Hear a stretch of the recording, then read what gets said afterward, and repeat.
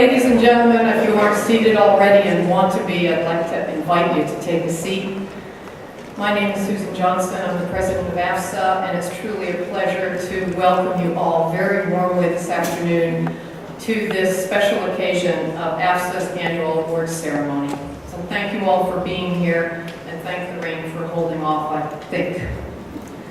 Today, Ambassador Limbert, the chair of AFSA's awards committee, and I are honored to have Director General Linda Thomas Greenfield and Ambassador Thomas Boyack with us to present the Lifetime Contributions to American Diplomacy Award to Ambassador George Landau. And we are especially pleased, Ambassador Landau, to have you here and all your friends. Thank you so much for coming.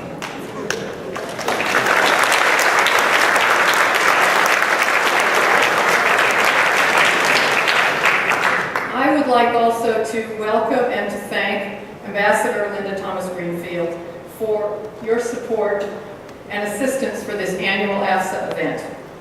Ambassador Thomas Greenfield is a longtime member of AFSA, and I've greatly appreciated the opportunity to work with her and her superb team. I also want to thank Undersecretary Patrick Kennedy, even though he couldn't be with us here this year, which sadly is spoiling his near-perfect attendance record at these events. But Pat and Linda have always been strong supporters of AFSA and the role that we play, and a big thanks to both of you. Thank you.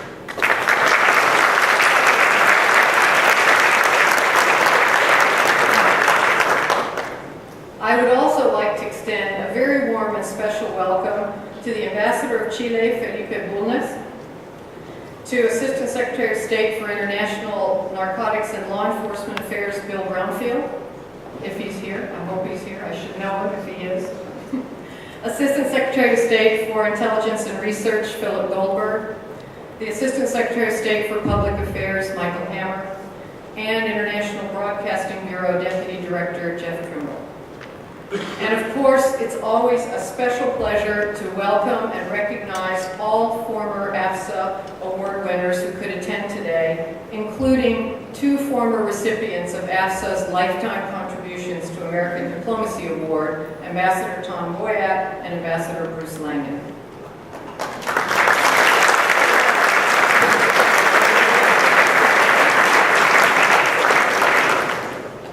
This ceremony today marks the 46th anniversary of AFSA's award program, which began in the late 60s with the William R. Rifkin and the W. Averill Harriman Awards for Constructive Dissent.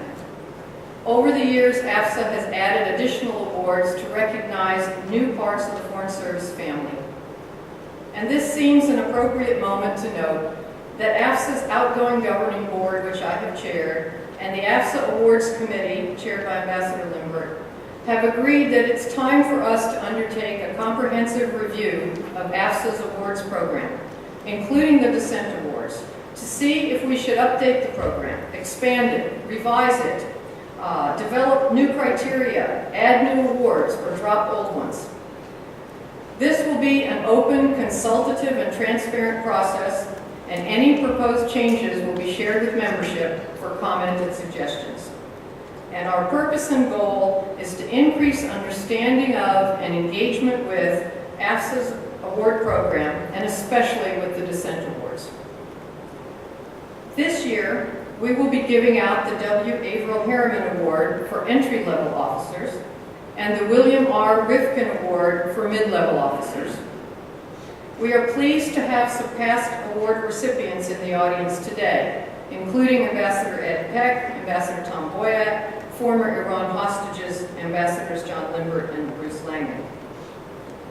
This year, there is no recipient for the Christian Herder Award for Senior Foreign Service Officers, or for the F. Allen Tex Harris Award for Foreign Service Specialists. This afternoon, we will also present 3 AFSA awards for exemplary performance: the Avis Bolin Award, the Nelson B. Delavan Award, and the M. Juanita Guest Award. These 3 performance awards recognize Foreign Service personnel and family members at their best, contributing actively to our collective corporate mission shoring up morale at post, providing unique and compassionate service to Foreign Service colleagues and their families. So thank you all again for joining us today for this occasion. Now it's my privilege and honor to introduce Director General Linda Thomas Greenfield, who is well known to all of us. Prior to becoming Director General of the Foreign Service and Director of Human Resources, she served as our Ambassador to Liberia and as the Principal Deputy Assistant Secretary for the Africa Bureau. We will be sorry indeed to lose her back to that bureau, but wish her well and want to take this occasion to salute her many contributions to the Foreign Service and to the Department of State.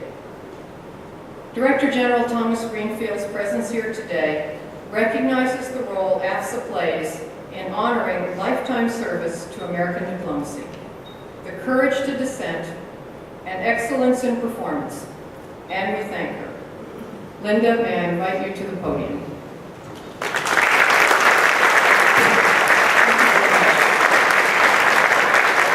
By thanking Susan for the kind introduction, but also to thank Susan for her long years of service to the Department of State and for her service in AFSA. And I'd like to also thank Ambassador Boyat for your support to AFSA through the many years that you've been in AFSA, and for your work with the Foreign Affairs Council and for your work with the American Academy of Diplomacy. I also would like to extend my congratulations to the distinguished friends and colleagues who are receiving and presenting awards today, as well as to all of you who are attending this afternoon's ceremony. Let me say just a few words about the AFSA Awards, which will be presented today from the perspective of the Director General. The AFSA Awards play an important role in recognizing courage, in recognizing integrity, and exemplary service to others.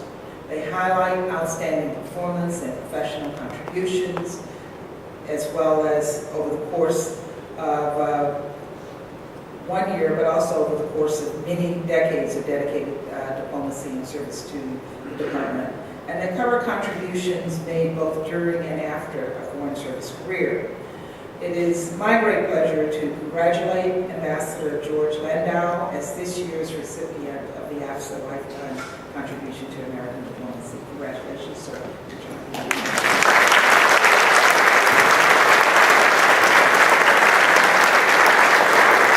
Ambassador Landau represents the best of the career service. His countless contributions to American diplomacy fully merit this great honor and recognition by our professional association. I also want to congratulate all of this year's award recipients for the work that you have done to earn the honors that are being bestowed on you today. As the Director General of the Foreign Service and a lifelong member of AFSA, I'm honored now to introduce Ambassador Tom Boyat, who will come to the stage to present the award. Ambassador Boyat has had a long and forceful career, and has been a forceful advocate of the Foreign Service. And throughout his 34-year career, he served with fortitude and he served with valor. His posts include Chile, Luxembourg, Cyprus, Malta, and Colombia. And in 1983, he was promoted to the rank of career minister. Perhaps most memorably, Ambassador Boyat was a passenger on the TWA plane that was hijacked by Palestinian guerrillas in 1969, and he helped injured passengers get to safety and negotiated with Syria for the release of passengers. He set a high bar for Foreign Service officers who came after you, sir. In addition to receiving the department's Meritorious Honor Award for his heroism during that event, he received AFSA's Lifetime Contribution to American Diplomacy Award in 2008. It is with great privilege and pleasure that I invite you to come to the stage to present the awards.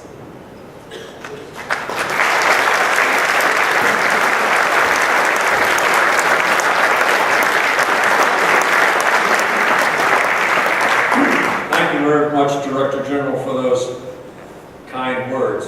Since you've been on the receiving end of some of that forcefulness, I consider this a great gesture in ecumenism.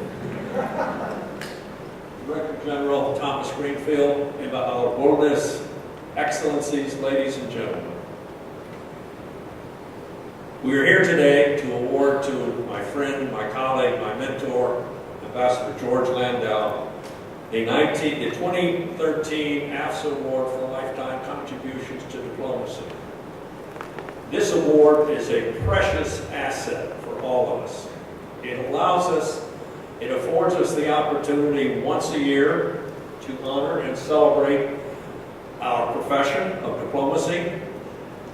It permits us to honor and celebrate the Foreign Service as an institution, and from time to time, it permits us to honor and celebrate Foreign Service officers, colleagues who have been fortunate enough to win this award.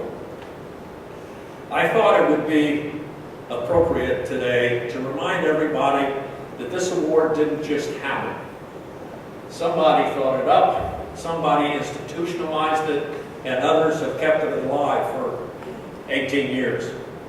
It happens that 2 of the 3 people involved are here today, and I just want to recognize them. This award was conceived by Ambassador Ed Peck in 1995. It was institutionalized by the AFSA board during the presidency of Tex Harris, and it's been sustained by the work of Ambassador John Lindbergh in identifying and promoting award winners. I think they all deserve a round of applause.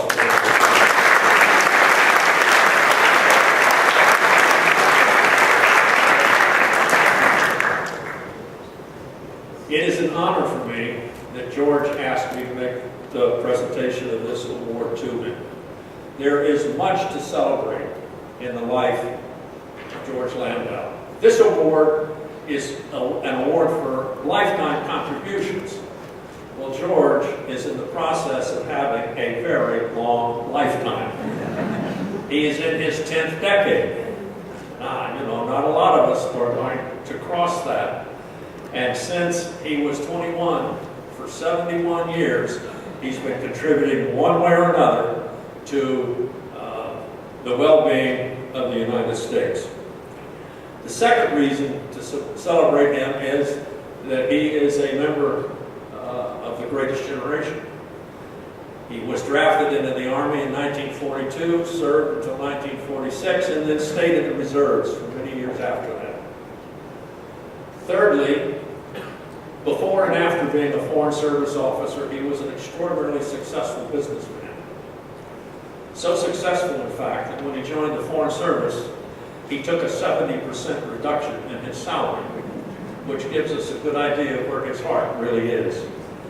And after his career in the Foreign Service, he continued supporting diplomacy, particularly of the free trade variety, as an active and, yes, aggressive chief executive officer of the Council of the Americas and the American Society on behalf of the 500 biggest, largest companies in this country in support of free trade and hemispheric solidarity. George began his Foreign Service career in Montevideo, in Uruguay, in 1957. He was appointed commercial attaché. He served there for 5 years, and during that time, his ambassador, Robert Woodward, one of the great heroes of 2 generations back, Foreign Service officers, made him the head of the economic section. After that, in those happy days before the cone system, he went to his personnel person and said, "I'd like to be a political officer." And they both agreed that was a good idea to broaden his perspectives, and so he became a political officer in Madrid, Spain, where he had the portfolios for the opposition, and that was extraordinarily important because everyone was convinced that Franco was not going to last for much more than another year, but he lasted and lasted and lasted. But George was in touch with the opposition through much of that time. And he also had the Latin American portfolio at a time when Madrid was the favored venue of depossessed Latin American dictators. Juan Perón was there. Pérez Jiménez of Venezuela was there. Batista, the Trujillo brothers, and others. And so, very early in his career, he had a lot of contact with dictators and was in Spain for 3 years, under Franco. And this came to be noticed in the department. After a year at the Canadian Defense College in 65, 66, two things happened that changed the course of George's career. The first was that the department changed again its structure and created the Office of Country Director. And the idea was to have more senior people with several countries grouped under them, and that these people would be able to take the burdens by making a certain number of decisions that deputy assistant secretaries and assistant secretaries would not have to make. And the second thing that happened was that a B-52, the Strategic Air Command, on a refueling mission over Spain, crashed into its refueler. And both planes went down, and I believe most of the crews were lost in both planes, but most importantly, for our considerations, 4 atomic bombs were loose. 3 of them landed on land, and 1 of them landed in the sea. They found the ones on land rather quickly, but the one that was in the ocean took a long time to find. And that was right at the beginning of the renegotiation of our base agreement with the Spaniards. And so the Defense Department made it very clear to the State Department they wanted a senior officer, the Spanish country director, someone who spoke Spanish and knew how to operate within the context of Spain. Of course, George was the perfect person for that job, and he took it. And for the next 5 years, he worked first, I think, with Elliot Richardson, and then with you, Alexis Johnson, in bringing about that base agreement, and did so successfully. In fact, he was so successful that he was kept on for an extra year to renegotiate the Azores agreement with the Portuguese, which had originally been negotiated by George Kennan, I think, in the late 20s or early 30s. And he did that. After that, having been so successful with Franco's Spain, George's reputation as someone who could achieve things with dictators kept on increasing. And as a reward, if you want to call it that, he was made ambassador to Paraguay, which was the home of one of the toughest dictators in Latin America, General Stroessner. And he was there for 5 years and achieved some significant improvements in human rights by using the carrot stick approach with General Stroessner and his secretary, his Minister of the Interior. And finally, in 1977, when his reputation as a dictatorologist, or as a dictatorologist, anyway, George won the plum assignment for anyone who needed to deal with dictators, and that was to go to Chile when General Pinochet was in charge. The problem was that we had a lot of sticks and no carrots. And a lot of you, I'm sure, have been in these situations when the conflict between our foreign policy based on our values and our foreign policy based on our interests are in conflict. And we were certainly in that situation in Chile. Every Monday, Wednesday, and Friday, we would get some kind of a communication from the State Department which would say, go call on your Chilean counterparts and beat them about the head and shoulders over the human rights issue. Okay, fair enough. But then on Tuesday and Thursday, we would get instructions from the department saying, call on President Pinochet or the Minister of the Interior or Defense or whoever it is, and get them to do something for us. And that, of course, was the hard part. It was all carrots and no sticks. So anything that, all sticks and no carrots, anything that we achieved with the Chileans was as a result of extraordinary diplomatic activity. And we did achieve 3 things in Washington. First, Senator Kennedy had called for a political refugee program for Chilean political prisoners. And the way that we were able to work that out was that there were a lot of prisoners who were detenidos, which means they had been detained, but they hadn't been tried, much less convicted. And so there were a large group of people in that category, and working with the Catholic Church, we discovered who they were, we went over their files, made sure that nobody was involved in violent acts, and then processed them as political refugees to the United States or to friendly nations in Europe. The Dutch, the Belgians, and the Italians and the Norwegians were particularly helpful, the Canadians, the Australians, New Zealanders, and others. And over a period of time, we got an awful lot of political prisoners out of jail and out of Chile. Scores of political prisoners, counting their families, probably hundreds of people. The second thing that Washington really wanted was a solution to the Letelier assassination. He had been blown up on Massachusetts Avenue right in front of the Chilean embassy on September 11th, the National Day, in 1976. And everybody knew that it was, the perpetrators had links, at a minimum, to Chilean military intelligence, DINA. Well, we were suddenly inundated with FBI agents at the embassy, every one of whom was only allowed in at the sufferance of the government of Chile. And we then proceeded to work on the case, and in fact, the case was solved. And the break came because the Chilean government had requested 2 military officers to get visas from the American embassy in Asunción, which was its ambassador, granted the visas, but kept a full file on these 2 people, on these 2 military types. They eventually came to our embassy with requests from the Foreign Office for official visas, and we kept a record on that. All of this under assumed names. And then suddenly, one of them appeared in a newspaper under his own name, and we had proof that the Chilean Foreign Ministry had lied to us. And from that point on, it was we were on the offensive and they were on the defensive, and we rolled it up. And the perpetrator, who was an American citizen, was apprehended, tried, and convicted, and served. He's probably still serving.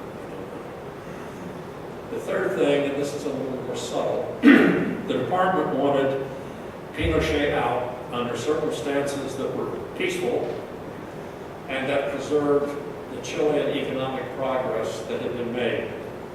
That took a lot longer. But the American embassy became the center around which the political sectors in Chile who wanted change circulated. And over time, we were able to achieve that. When there was a plebiscite in '89, Pinochet lost, and he left the scene.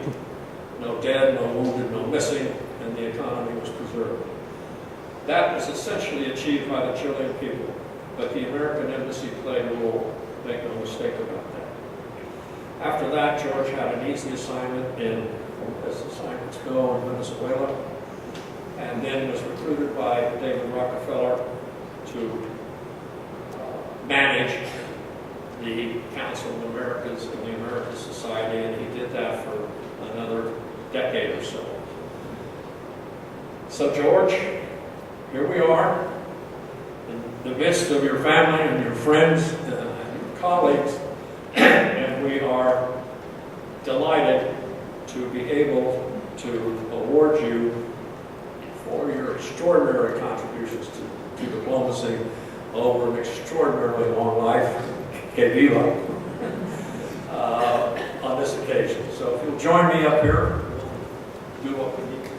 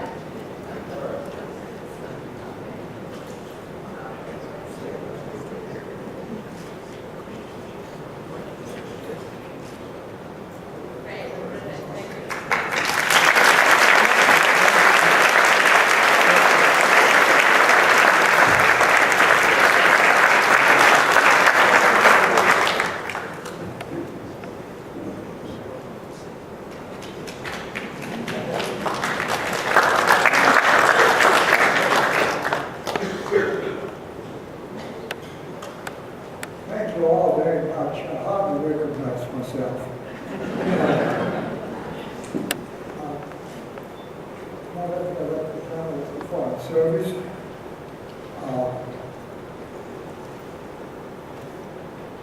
as AFSA President Susan Johnson, and we shall miss you. You do the liberators of your life. Thank you for my thank you on behalf. My friend Tom Boyle, of course, he is a legend in the Foreign Service. There was some references to him. I can give you one more. He battled Henry Kissinger and survived. Now in retirement, he's still battling against injustice and discrimination, protecting Foreign Service personnel. I also want to read the Chilean ambassador, Francisco Bulnes. No, I'm sorry, Felipe Bulnes. Francisco was his grandfather, and he the one I worked with. His grandfather, at the time I was in Chile, was a true friend of the United States in very difficult times. We are very grateful for that.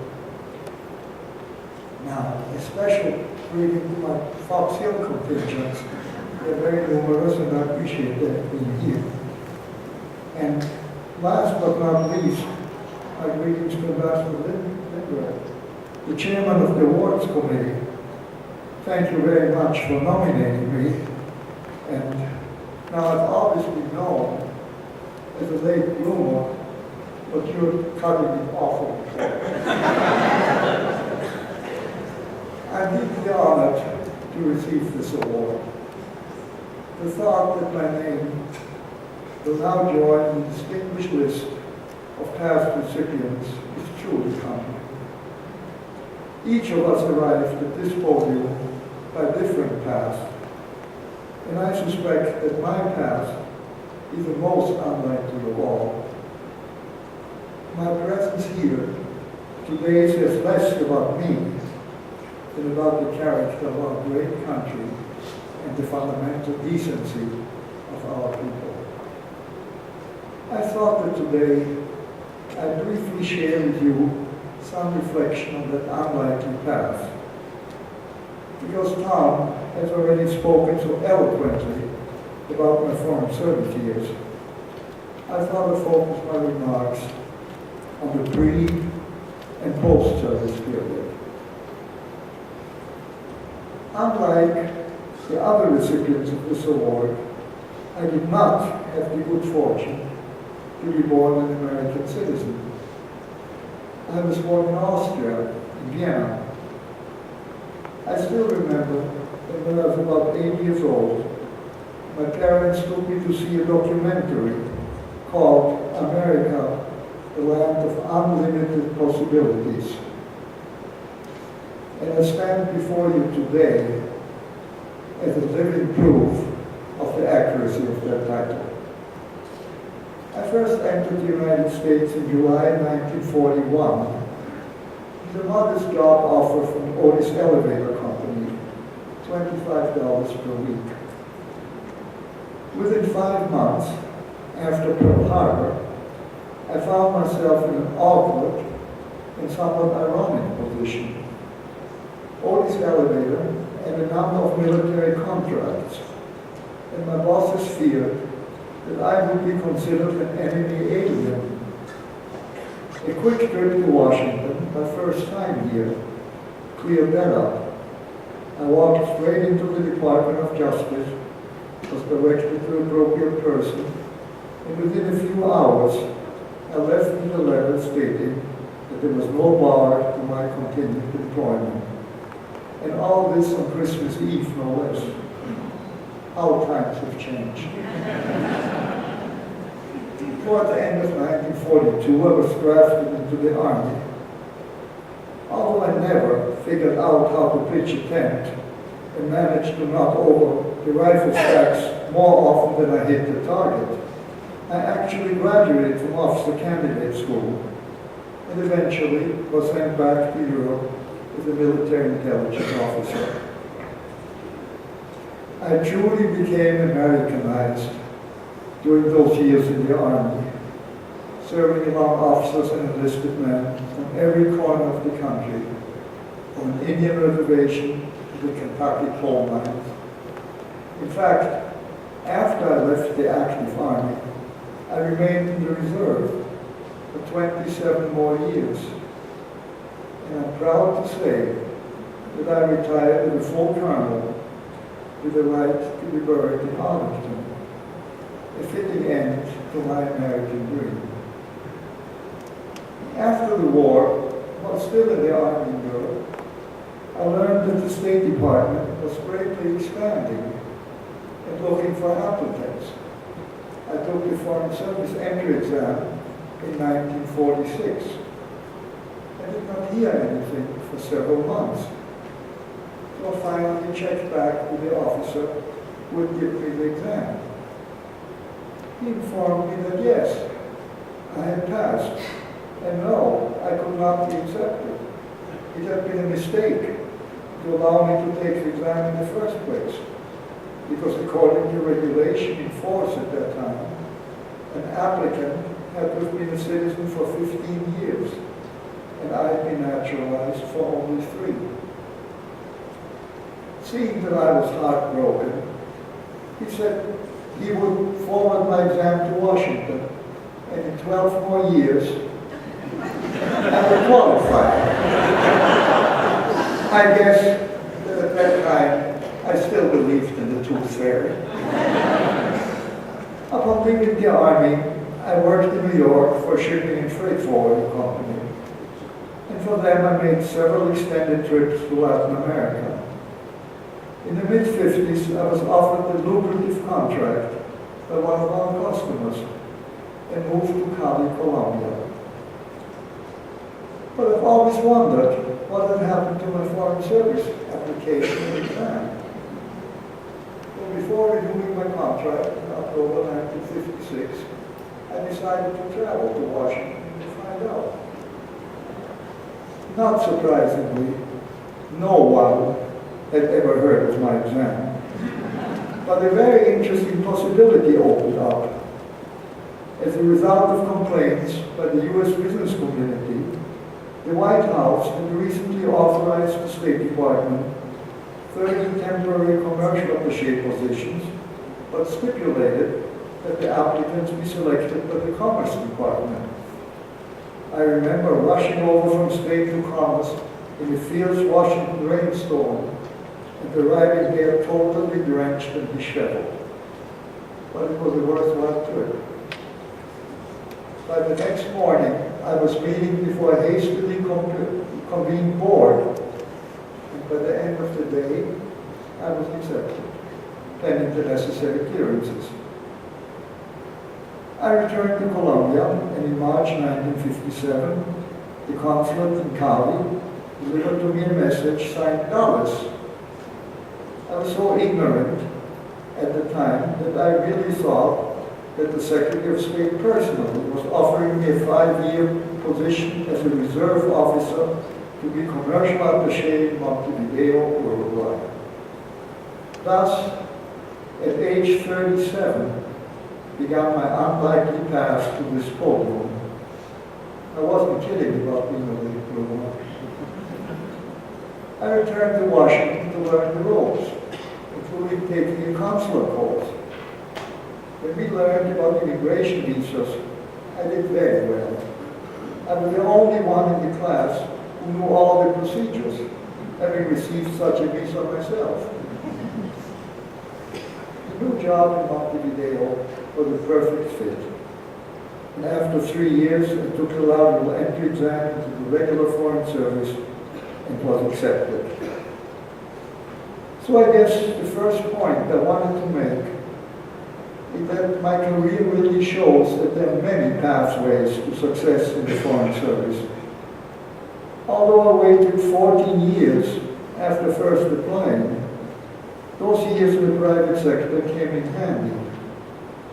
In some sense, during my entire career, I was always a commercial attaché, because I always believed that promoting and assisting the private sector was a key part of the job. Years later, when George Shultz, another recipient of this award, was Secretary of State, and I was on my way to Venezuela, it was his routine to have a photo opportunity with departing ambassadors in front of a big world globe. He always asked them, "Where is your country?" While they were fumbling around with the globe, Schultz would say, "No," and gleefully point to the United States and say, "There's your country." That was a lesson I never had to learn. That leads me to my second point that I want to make today, which is that the Foreign Service itself provides invaluable preparation for subsequent career. Although I spent a good chunk of my Foreign Service years on political and military matters, including the Spanish and Portuguese space negotiations and dealing with dictators like Stroessner and Pinochet, I never forgot my commercial attaché roots. I've always had very good relations with the American business community, and during the years in both Chile and Venezuela, I became known for being helpful on commercial and financial matters. In 1985, David Rockefeller asked me to take over the Council of the Americas, a non-profit organization in New York that promotes American business and financial interests in the Western Hemisphere. Most Fortune 500 companies with interest in Latin America were members, and there I could continue to do what I had tried to do throughout my entire career: advance and protect U.S. interests abroad. I accepted the offer, and thus, at age 65, I started another career, this time back in the private sector. The council was like an embassy on steroids. Instead of one head of state, I dealt with most leaders from the Western Hemisphere. Whenever they visited the United States, they were eager to meet with our member companies, looking for trade and investment. During the opening week of the United Nations General Assembly, we often had as many as 6 presidents with a few foreign and finance ministers sprinkled in. Now, in the mid-80s, Latin American countries still had tremendous tariff barriers. The Council tirelessly promoted free trade, urging the various countries to privatize their gigantic money-losing state entities. The U.S. government was on a similar course. Through our member companies, we pushed for congressional approval of fast-track trade agreements, beginning with the one between the United States and Canada.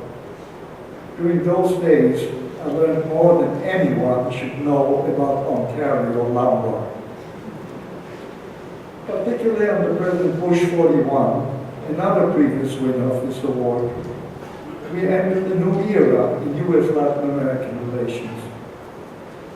With David Rockefeller's strong interest and strong support from the President and the private sector, we lobbied hard to expand our free trade agreement with Canada to include Mexico, our next largest trading partner.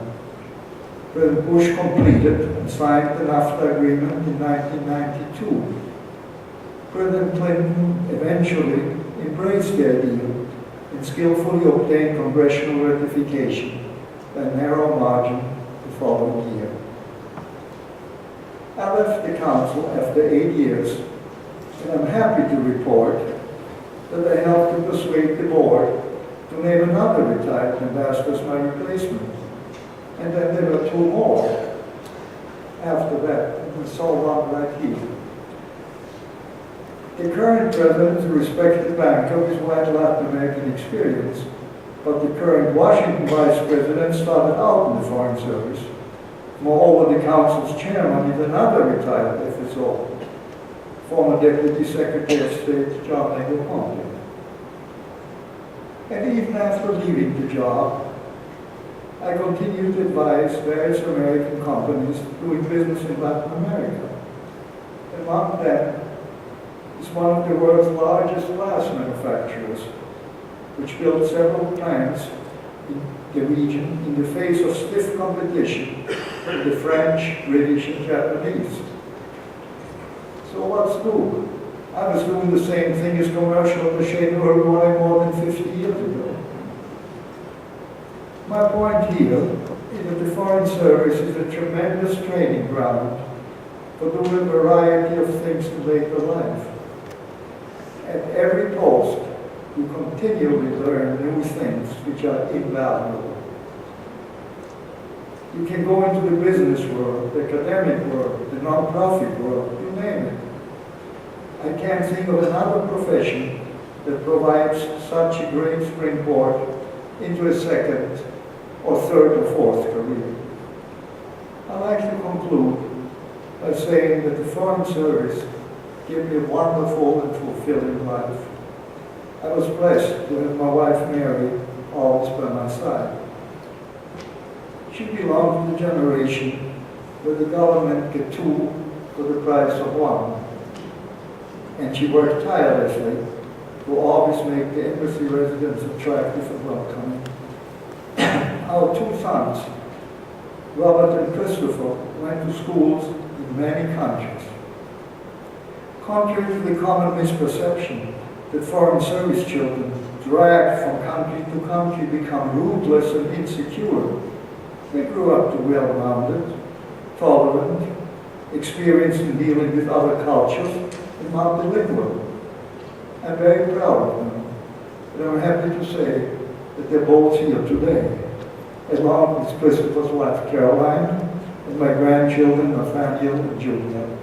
Thank you very much.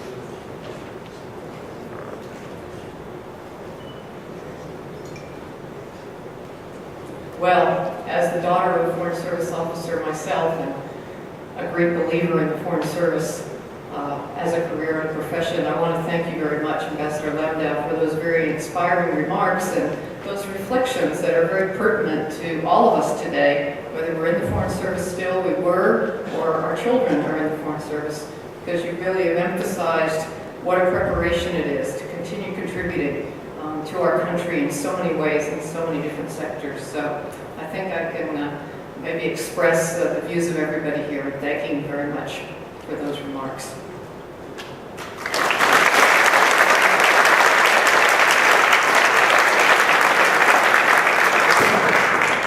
Now, the next three awards honor exemplary performance, those who have gone above and beyond in their own particular roles. These individuals today are being recognized for their contribution to the mission of the United States diplomacy worldwide. We're going to start with the Avis Boland Award, and I'd like to invite Meta Beecroft, representing Ambassador Avis T. Boland, daughter of the late Avis Boland, to come forward to present the award to this year's winner.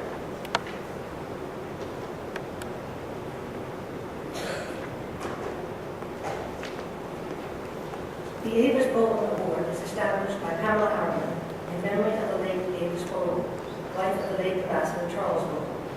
It is given to an eligible family member of a Foreign Service employee whose relations with the American and foreign communities at a Foreign Service post have done the most to advance American interests in the tradition of the late Avis Boland.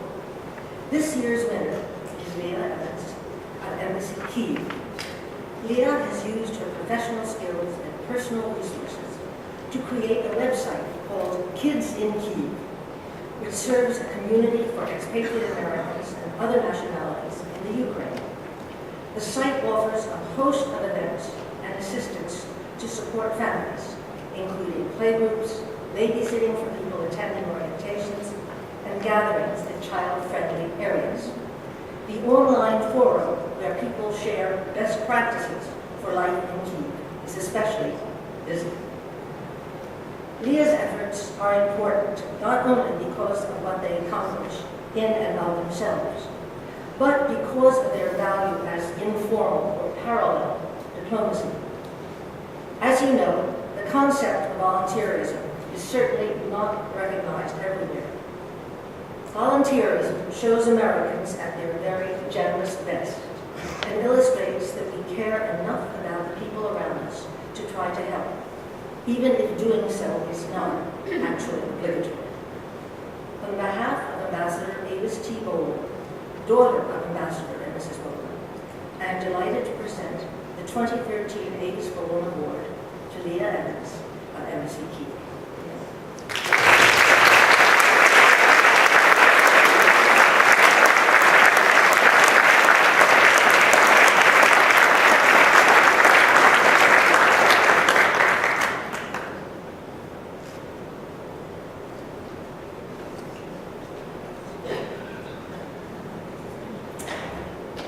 Thank you very much. I'd like to first say it's a big honor to be here, especially as a spouse. Many spouses that I know have given up jobs and careers and dreams and hopes to follow our favorite officers around the world. And when we first started this 10 years ago, I was a little bit depressed about it, but when I got to our first post, I realized there were so many spouses doing so many things, volunteering and helping and working in orphanages, and I realized that it didn't mean that you had to give up who you were. And so I started this site in Kyiv, and I have to say that you can't start something like this by yourself. There were many other family members who worked with me from the very beginning and are running it right now as I'm gone, especially Yelena Callie and Tiana Page and Christina Meyer, who were there with me from the beginning. I'd also like to thank AFSA for recognizing spouses and family members and what we can do and what we do for the countries that we live in. Thanks for recognizing us and giving us so many opportunities. AFSA is wonderful in so many ways and has been a lifeline, like lifelines, I suppose, for me in many ways and for many of the people that I know. Finally, I'd like to thank the Avis Bowler family for this award. Our wonderful ambassador in Kyiv is Ambassador John Taft, and as soon as he heard I had won the award, he had to take me aside and tell me all sorts of wonderful stories about the ambassador and his wife and their daughters who are just as accomplished. And I had a great history lesson, which is something he's very good at doing. So thank you so much. I really appreciate this. It's a tremendous honor.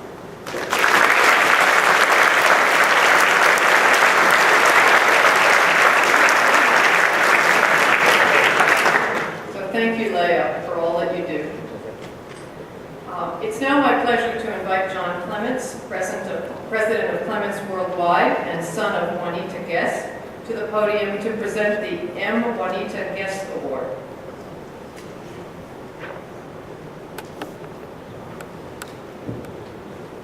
Thank you for that introduction, Susan. This award is given on behalf of my late mother, Juanita Guest, the former State Department employee and co-founder of Clements Worldwide. Very, very fond of clothes. She had a warm feeling about them and had a funny saying she repeated to me often in my early days with the company. She said, one really must know how to live overseas before one can work overseas. And that's the role of clothes. So, and this year I'm very, very proud to award two recipients, Elizabeth Jenkins and Jessica McVeigh. And I extracted a few key points in their bios. I was saying to both of them earlier, I read them and I was absolutely exhausted. And I was very pleased to have my job and not yours. So, starting with Beth, she jumped right in and tackled some really extreme conditions in Caracas. She worked closely with the RSO, balancing a spiraling number of kidnappings and violent crimes in that country. Worked extremely hard to restore morale, and which at that point was very, very low from my understanding, and quote was labeled the powerhouse of energy and organization. So I found those words touching. Jessica, indispensable resource in Cartoon. Very, very nice title. Putting the needs of employees ahead of hers and her family, managing difficult needs of employees from their families during a very difficult evacuation. And her title was, she was known as the glue that held the embassy and Cartoon together. I'm very proud to give the award to both of you if you come up.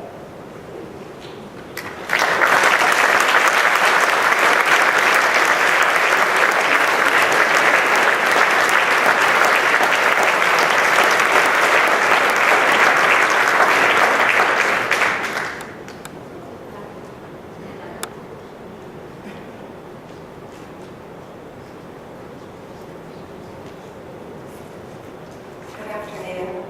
Thank you, first of all, of course, to AFSA and to President Susan Johnson.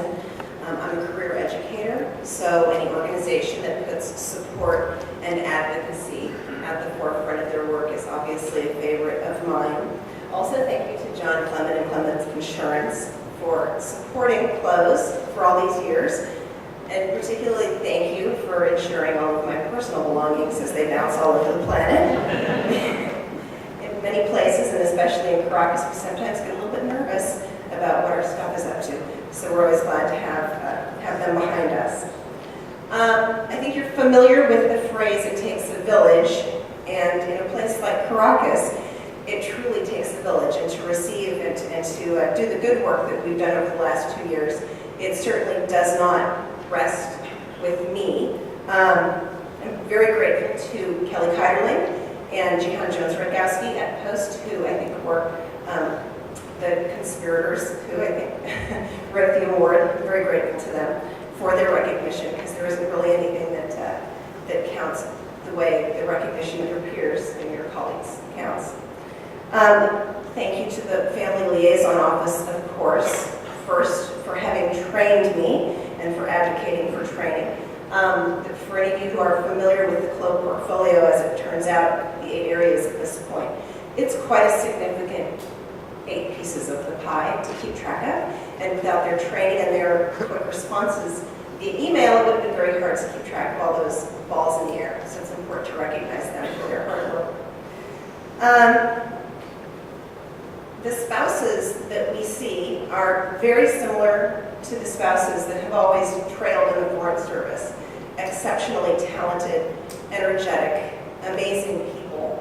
In my office, we have 2 such people, Christophe Packard and Nancy Slack, who were also service CLO assistants currently. And Nancy has now stepped into my place as a CLO coordinator. They are phenomenal. If you ever have the opportunity to meet them, please tell them hello for me. I certainly am not here alone. They would be here on the stage with me. I brought with me a partner in crime, Kelly Costal. She was our customer service person in Caracas until Christmas of this year, and was very much key to improving morale and helping get our management systems functioning effectively. So I share this with her in many ways.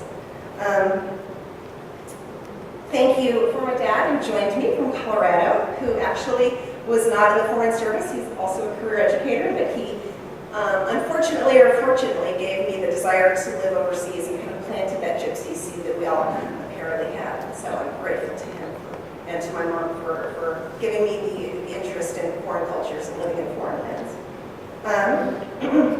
Caracas was a tough job. It was a pleasure to serve, and it's very much my pleasure to be honored in this way. And thank you very much for your recognition.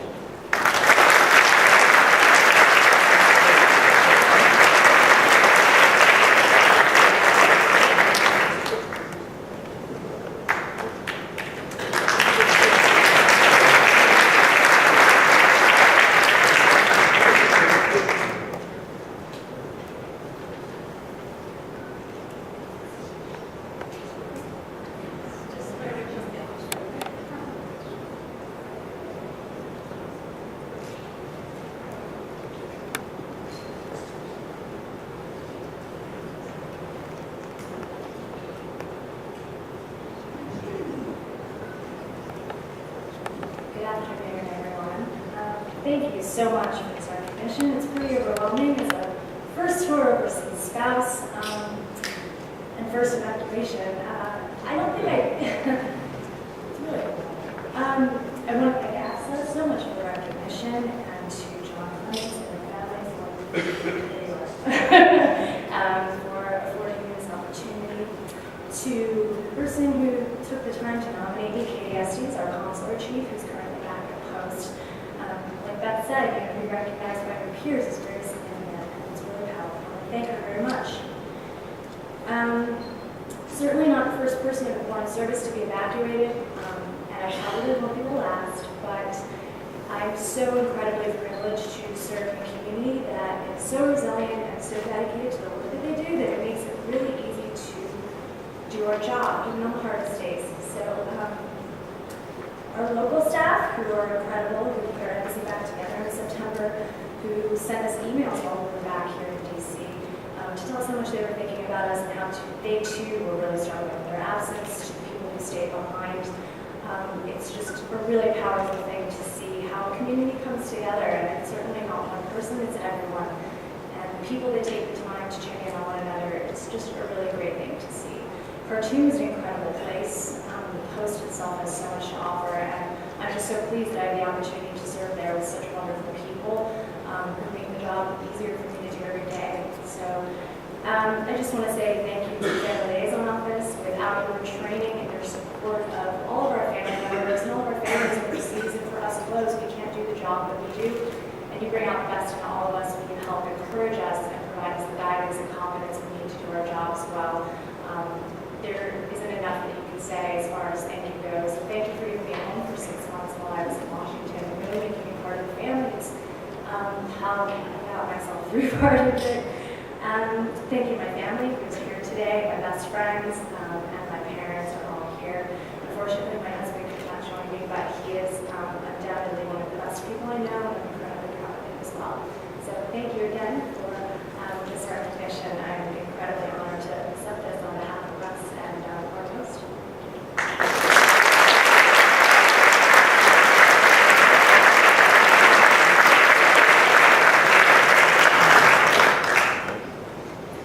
Well, that was just a good, well-deserved round of applause, and I'd even ask another one because all of us know how important the flow function is and how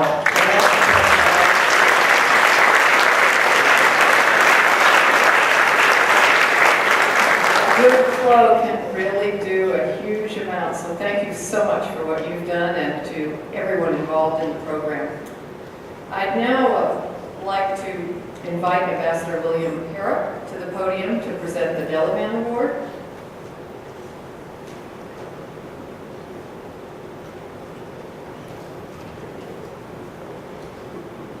Thanks, Susan. My wife Ann and I are really awfully pleased to have sponsored this award for the last 25 years or so, an annual award. It's named after my father, most of you know. The reason that we're so proud of it is that we think so highly of the work that, whether you want to call the position office management specialist, or secretary, or executive assistant, these are the people that really make the world work pretty well, whether it's in manufacturing or in communications or industry of any kind, academia, medicine, law, entertainment. It's a very, very important position. And in the Foreign Service, that's particularly the case. Foreign Service people live in isolated places, usually around the world, in not the easiest circumstances.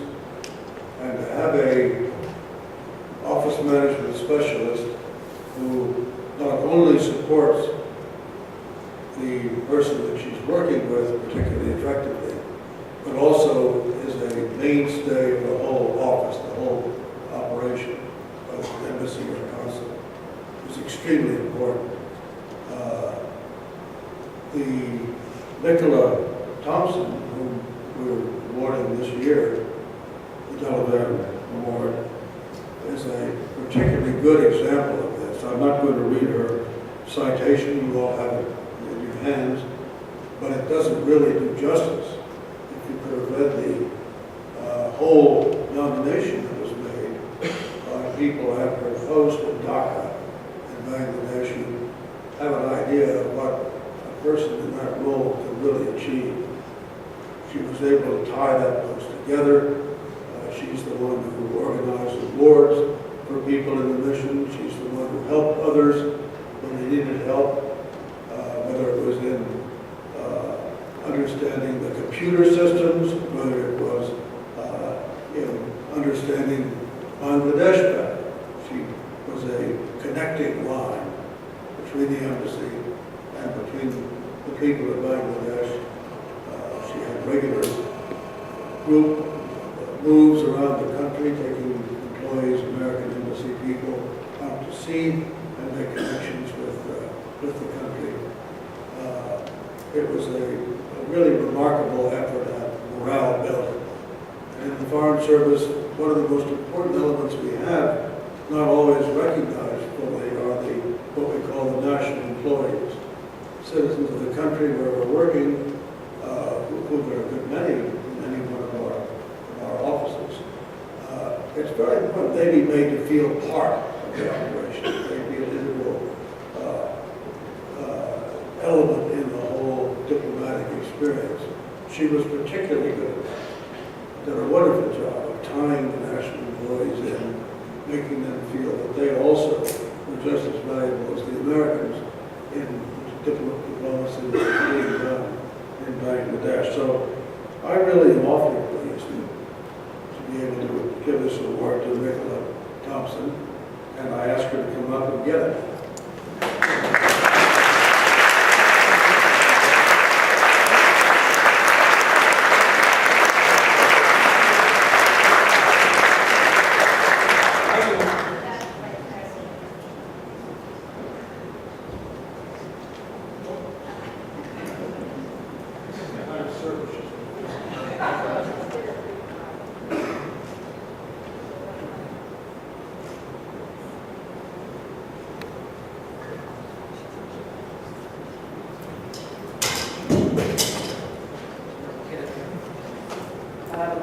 First, I'd like to thank my father, who, as a young diplomat, was charmed by a talkative orphan. I also would like to thank my mom for not vetoing that move. And I want to thank my brother as well, who was here for the whole Foreign Service childhood journey. None of them are here, but they're all here in spirit. And I, of course, like to thank my boss, Colette Marcelin, who nominated me and makes my job every day really, really fun. I highly recommend working with her if you ever get the chance. And of course, Ambassador Mozina, who is the heart of Embassy Dhaka. He's the one that wanted to have this awards program called the Star of the Mission, and also one called Section of the Month. And I was chosen as the program manager, so every 2 weeks he and I go off and surprise somebody. And now that it's been running for more than a year, they don't look terrified and they're not afraid they're getting fired. Quite nice. As a former employee of AFSA and a former employee of the Family Liaison Office, I'd also like to thank them for all their work. It is very important in any mission that we remember the family members, the children, the school, the CLO office, of course, and most of all, the local employees who are really our direct contact, where we can work the most diplomacy, because they work with us every day, and if you can charm them, then diplomacy is moving forward. So, and in Bangladesh, of course, it's the Bangladeshis. So, thank you very much.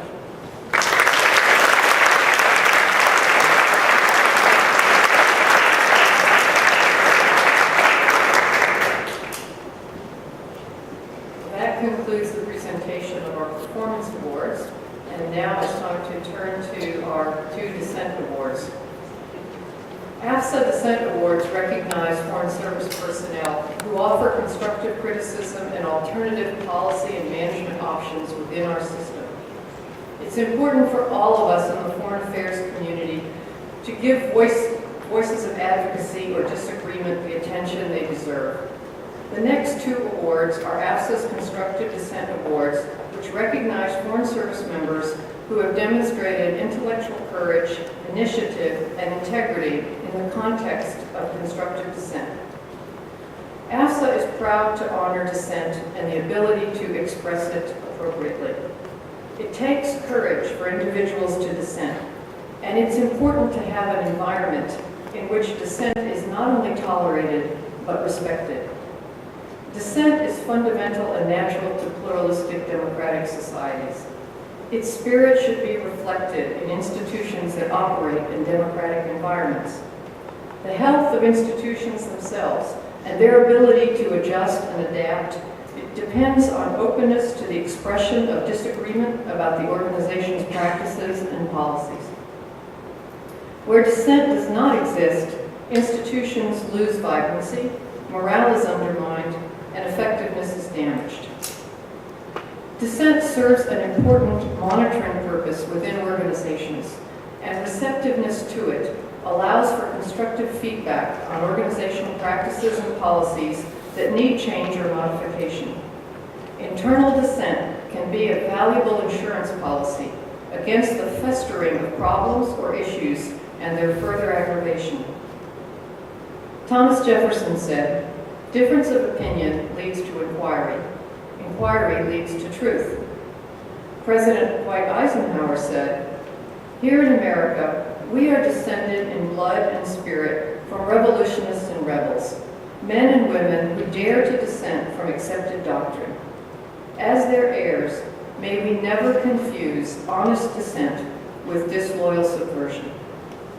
AFSA therefore honors and seeks to promote a culture that not only tolerates, but encourages informed, thoughtful, professional, and principled argument over varied issues of policy and practice. Ambassador Tom Boyack, one of our lifetime contributions to American Diplomacy Award recipients, has said it well. Dissent is about national interest, not about individual worldviews. So it is now my pleasure to invite Ambassador John Lindberg, Chairman of AFSA's Award and Plaque Committee, past AFSA President, and a former Rivkin Award recipient, to the podium to present the W. Averill Harriman Award.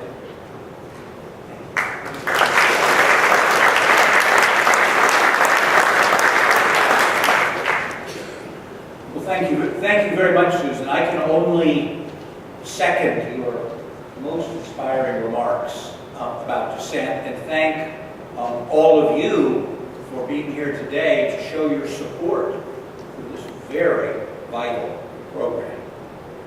Let me also take the opportunity to thank good colleagues on the awards committee who have joined me and others in always the most collegial and harmonious discussion the results of which you see today. No, it's truly an honor to be a part of this group and to be able to recognize people you see today, particularly our lifetime award winner. Now, before there's a little bit, we're going to deviate a little bit from the program for about 30 seconds, with your permission. Before we recognize what my good friend Ambassador Ed Peck calls the shin kickers, I want to take just 1 minute to give something new. We now have special awards, special pins to commemorate our past lifetime award winner, lifetime contribution award winners. So if I could ask Ambassadors Boyack and Langen come up for 1 minute. Ambassador Boyack, past winner, he was one of what was then called the Young Turks, who was present at the creation of AFSA as it is today. I would say today he is still a mature young Turk. So, Tom, if you would come up just and I will give this to you. Thank you very much.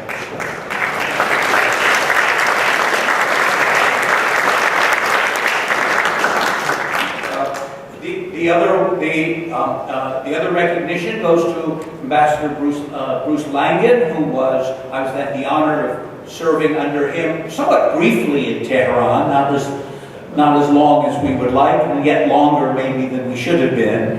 And also he was my predecessor as chairman of the awards committee. He also taught me all I know about geopolitics when he explained, as a native Minnesotan, he explained how Minnesota provides strategic depth to Canada in case of an attack from Iowa. So, Ambassador Langan.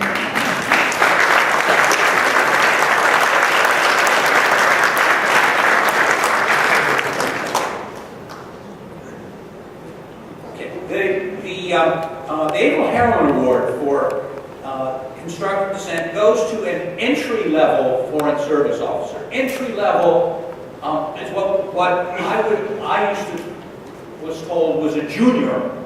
It used to be a junior officer, but an entry-level officer who has exhibited extraordinary accomplishment, initiative, integrity, intellectual courage in the context of constructive dissent. Now, this award goes to Mr. James Ryder from U.S. Embassy, Tel Aviv. Now, when I heard Tel Aviv, as we were discussing these awards, my first thought was, two-state solution, secure boundaries, right of return, settlements.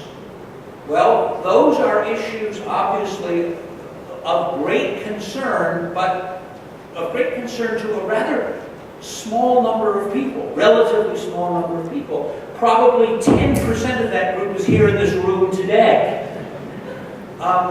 What Mr. Ryder did was something that affected many more people in a much more vital way. He ensured consistent, fair, and honest judgment of American citizenship, conferring of American citizenship onto children of American citizens.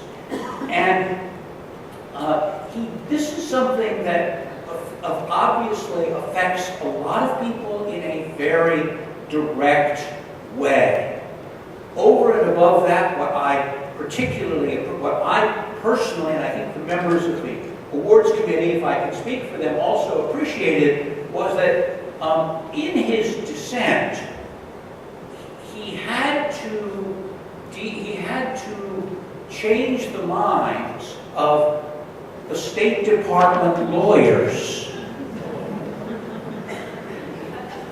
Well, if any of you have ever tried to do that, you will know just how difficult that is. Now, accepting the awards for Mr. Ryder is Mr. Brian Beckman. So, Mr. Beckman, if you would come up, please.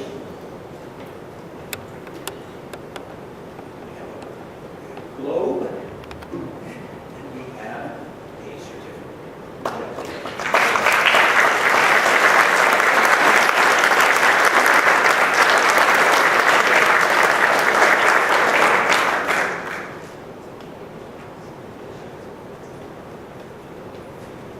So I had the pleasure of serving with James in Caracas, Venezuela, when he worked through this long and arduous process that lasted well over 18 months and actually extended beyond his tour as he had left for his onward assignment in Tel Aviv, and witnessed firsthand the hard work and the frustration and the sweat that he put into this effort in judging the fairness and in ensuring that there was even application of U.S. law to all U.S. citizens. So I consider James one of my closest friends in the Foreign Service and had the severe honor of serving with him in Venezuela. But the following words are his. I want to thank the AFSA Awards and Plaque Committee for selecting me for this prestigious award, and I want to especially thank my colleague Albert Sayed for nominating me. While there's not nearly enough dissent in the State Department, the fact that this award has only had 3 winners in the past 7 years does not mean that there have been no entry-level officers dissenting. I've seen many of my ELO colleagues take courageous stands on bad policies They deserve this award as much as I do. We need to do a better job of supporting each other when we dissent and nominating our colleagues for this important award. I also want to thank Shane Myers, my supervisor at the time of my dissent. While I haven't been in the department for long, I've already learned that it's not what job you have that matters, it's who you work for. Not only did Shane support me completely when I began to dissent, but he also continued to dissent long after my initial email exchanges with the State Department lawyers, and has been the deciding factor in convincing the department to resolve this issue. Working with him was an honor and made me excited about the career that I had chosen. I hope to have the opportunity to work for him again, and I hope everyone here also does. Thank you again to AFSA for having this award and for all the work AFSA does on behalf of us all. Thank you.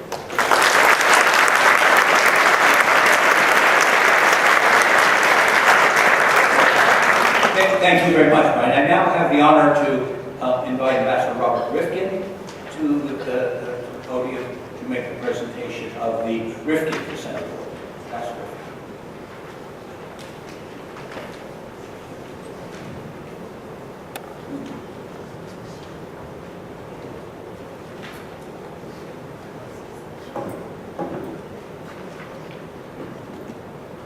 Thank you. I am the proud son and brother of ambassadors. I myself am a mere civil servant from time to time. But I'm thrilled to be here today with my wife, Cindy Molis, on behalf of our family, to present this award in memory of my father, William Rifkin. This is about our 45th year of presenting this award.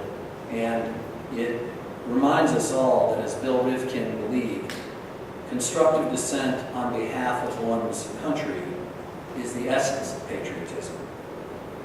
This year, I'm pleased that our distinguished panel of judges has selected Theodore Ling from U.S. Embassy Jakarta, who follows in the finest traditions of our impressive past awardees. Mr. Ling's tireless efforts to remind and persuade the State Department's leadership that there is a need to engage with all groups within Muslim civil society will have long-lasting effects on popular attitudes in Indonesia, the world's largest Muslim majority nation. Mr. Ling.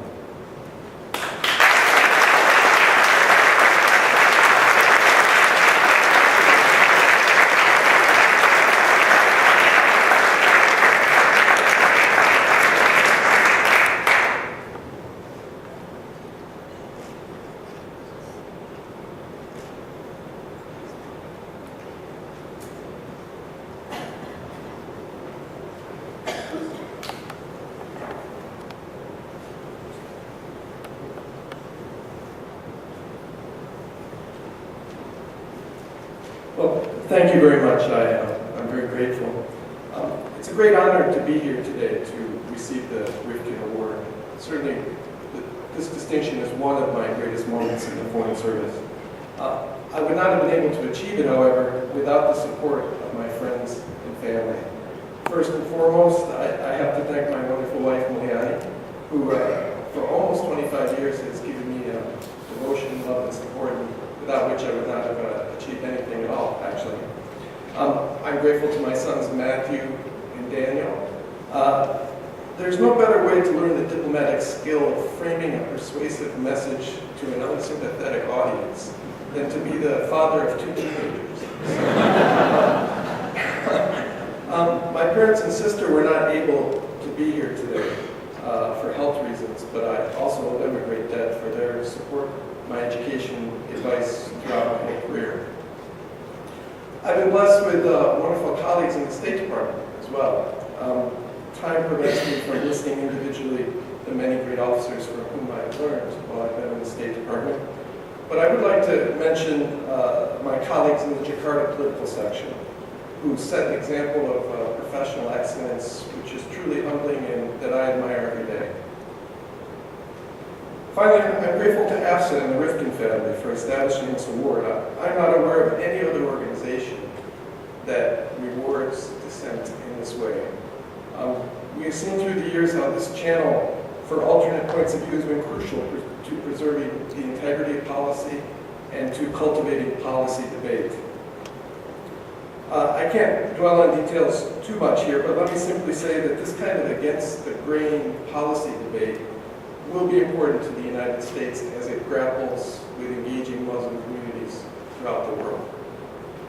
So let me end just by asking that perhaps we could give a warm round of applause to AFSA and to the Rifkin family for establishing this award and the other awards.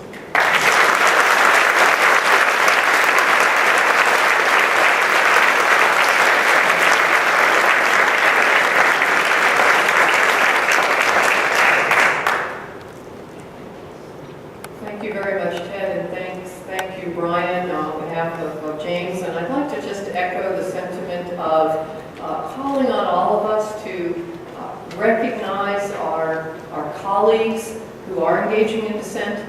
AFSA is not receiving as many nominations as we would like, and I think part of that depends on our willingness to acknowledge and to try to support our colleagues when we see them, because we know there's a lot more dissent out there. It's just that we're not hearing about it as much as we would like to. So at this point, this brings to an end the ceremony, but I don't want to close before thanking AFSA staff and AFSA Executive Director Ian Houston for all the work they do to put this whole thing together every year. So I'd like to invite you to second the round of applause that Ted goes off.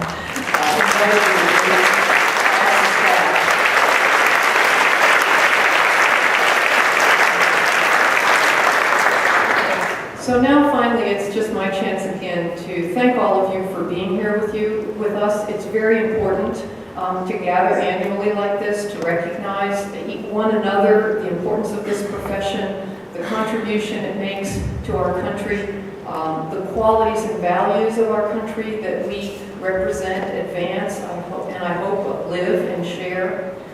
So thank you all for coming. A special thanks to all the sponsors. This is the close of the award ceremony, but I want to ask the award recipients and presenters to gather under the Ben Franklin picture for photos for the Foreign Service Journal coverage, which will be in the September issue. And I'd like to invite everybody to stay and with us to celebrate this occasion and enjoy the beautiful space and to help yourself to beverages and enjoy time with your friends. So thank you all. This closes the ceremony.